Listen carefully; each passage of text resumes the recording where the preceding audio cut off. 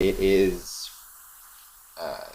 October 6th, Tuesday, October 6th, for the second to last day, the penultimate day of the APT, the Association for Preservation Technologies, the APT and National Trust Joint Conference, Hindsight 2020.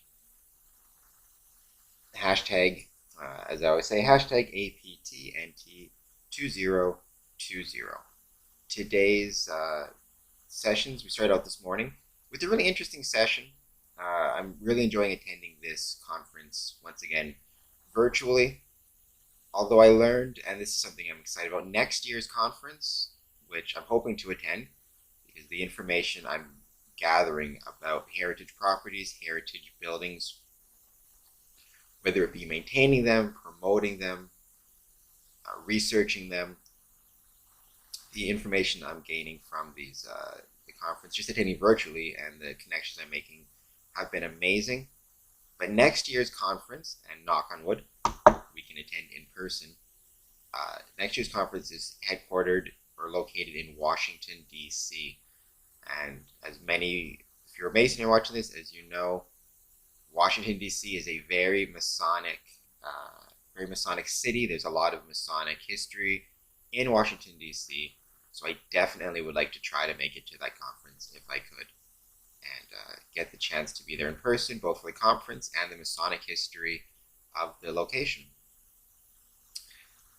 Today's session, actually one thing I found interesting, and this is something I'm not sure if there's a lot of, whether Masonic lodges or Masonic temples are doing this or not. If you are, I'd be very interested in learning more about it. You can leave a comment down below. But the first session this morning was, or the first plenary, plenary 2.2, Indigenous Naming in Edmonton and Rethinking Territorial Acknowledgements, otherwise known as land acknowledgements. You hear them described as a lot, which got me wondering, you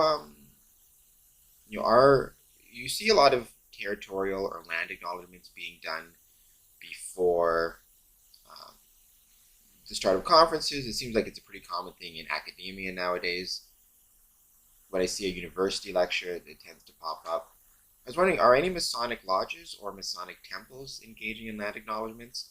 I have been to Masonic events where they have started with a smudging ceremony, of First Nations smudging ceremony.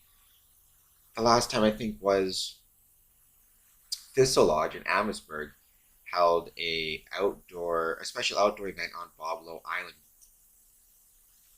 Island, which is located. So it's located in Amherstburg, it's located in Amherstburg, which is about 40 minutes from Windsor, and Boblo Island is just the ferries right across. They had a outdoor lodge meeting.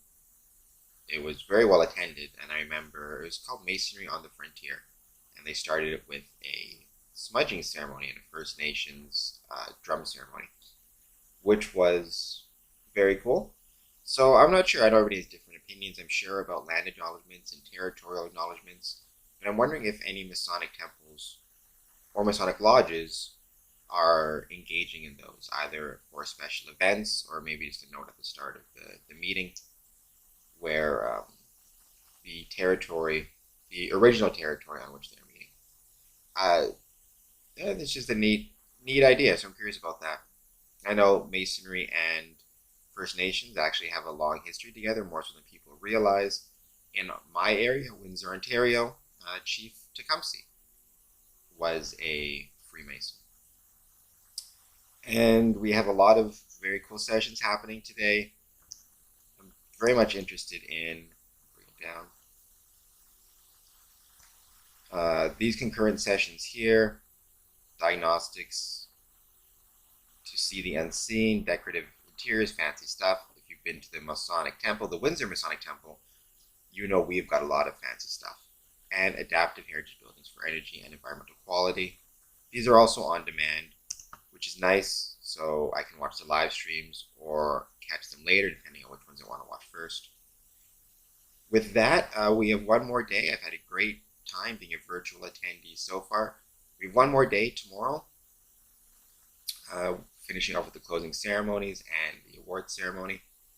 And then that's going to be the Wednesday information video. So I will put all of these videos together and do like put them all up into one Wednesday information video, which I will publish Wednesday at 6, as I always do. And then next week, I'm going to try to do a more in-depth analysis and some of the key points from this conference and the most important elements, I think, for Masonic temples and Masonic buildings.